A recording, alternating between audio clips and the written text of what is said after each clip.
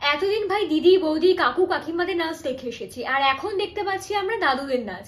আমি একটা জিনিস কিছুতেই বুঝতে পারছি না, ঘরে ঘরে এত ভালো ভালো ট্যালেন্ট থাকা সত্ত্বেও ইন্ডিয়ান আইডল বা কিংবা ভালো ভালো রিয়েলিটি শো গুলো এই সমস্ত ট্যালেন্টগুলোকে খুঁজে কেন পাচ্ছে না?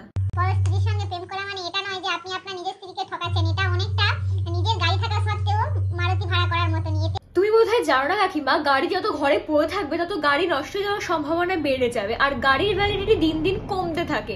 আর বাড়িতে গাড়ি থাকা সত্ত্বেও তুমি যদি বাইরে মারুতি ভাড়া করো, এতে শুধুমাত্র তোমার টাকাই খরচ হবে। তাই নিজের গাড়িতেই স্যাটিসফাই হওয়া উচিত। আর তোমাকে আমি একটা অ্যাডভাইস দিচ্ছি কাকিমা, নিজের দলে টানার জন্য লোককে ভুলভাল অ্যাডভাইস দিয়ে লোকের মাথা খেও না। ভাই তুই কি খাইবা খাইবা করে দেখাচ্ছিস? তুই কি খাইতে বলছিস? ওখানে তো ওখানে কিছুই নাই দেখতে পাচ্ছি, আবার শরম দেখাচ্ছে। তোর আছে আদৌ শরম?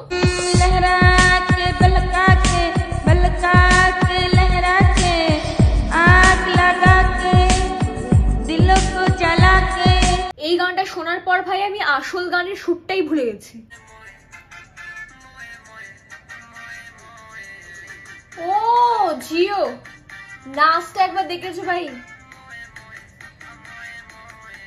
वाह क्या स्टेप है।